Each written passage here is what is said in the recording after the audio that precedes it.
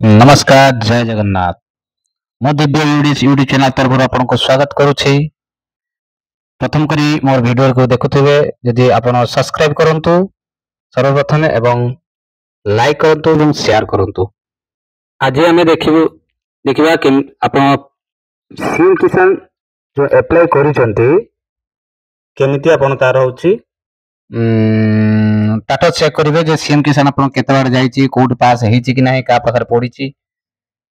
तो आपण केमिति पीएम सीएम किसान आपण चेक करि पारे आपण मोबाइल हो कि लैपटॉप रे हो आपण सिस्टम रे हो आपण केम चेक करबे देखंतु। सबे प्रथम गोटे ब्राउजर को जिबे, ब्राउजर गला परे आपनकर एटी सीएम किसान करके आपण लिखिबे। लिखला परे सर्व प्रथम जो आसीबो तार लिंक टी से लिंक टे क्लिक करिवे। क्लिक कला परे बहुत गुड़े आसो जोड़ा कि तार गाइडलाइन अच्छी गुड़ाए जिन आप देखिपारे। चाषी पंजीकरण देती लॉगिन करंतु। आप सीएम किसान बहुत दिन अप्लाई कर कौ दिन सीएम पैसा आपंकर अकाउंट के आसो पास है कि नहीं, तो यार सब गुड़ाक तथ्य तो आप जानीपर आपंकर सीएम किसान योजनार जोटा अप्लाई करते आपंकर पास है कि नाही एवं आपंकर रिजेक्ट है कि नाही, रिजेक्ट है कि कौन आप चेक करें।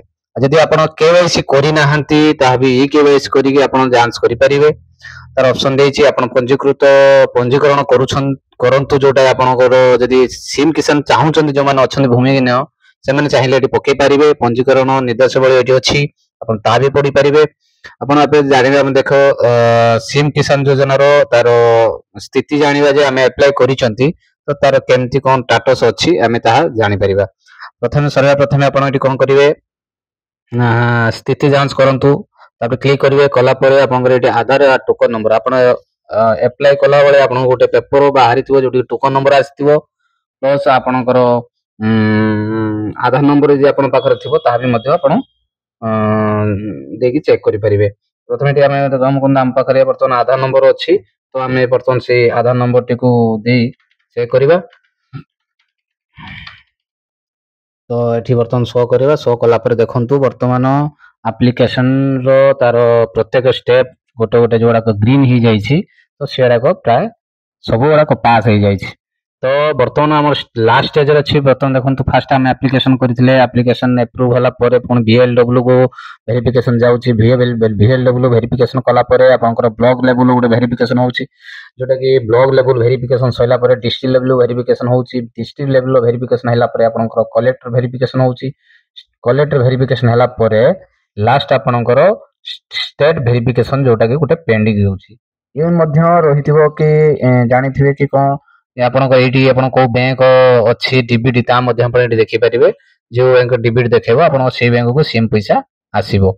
तो आपन समस्त दुनथिबे जे ये स्टेट वेरिफिकेशन जे केबे क्लियर होबो। देखंतु यार जेबे पैसा पठेबार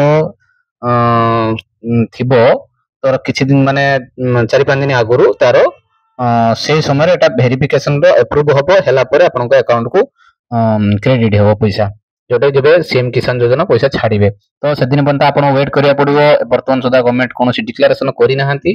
तो जदि आपन को आगु को गवर्नमेंट डिक्लेरेशन करे तले हमें सर्वप्रथम आपन को जणे दबा।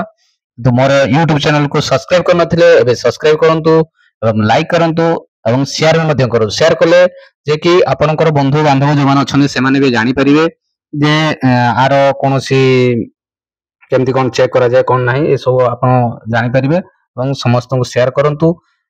सर्वप्रथम जदि आप चैनल को देखुवे निश्चित आपको सब्सक्राइब करूँ और बेल आइकन को दबाई रखु जहाँकि सर्वप्रथम जो भी नोटिफिकेशन आप वीडियो आम अपलोड हम तो आप सर्वप्रथम आप निजे आप मोबाइल को मेसेज आज आप देखिपारे। देखो आप यहाँ कहीदे केमती कौन आप सीएम किसान ले आपनकर अप्रूव होइछि कि नाही, कोठी प्रोसेस अच्छी कौन नहीं आपको मु देखैली स्क्रीन ले। एबे आपण एमती देखि परिबे आपण मोबाइल हो कि लैपटॉप रे हो। अच्छा हमें रोइले जय जगन्नाथ। मोर YouTube चैनल सब्सक्राइब करनथिले सब्सक्राइब करंतु, लाइक करंतु, शेयर करंतु। जय जगन्नाथ, जय जगन्नाथ। वंदे उत्कल जननी।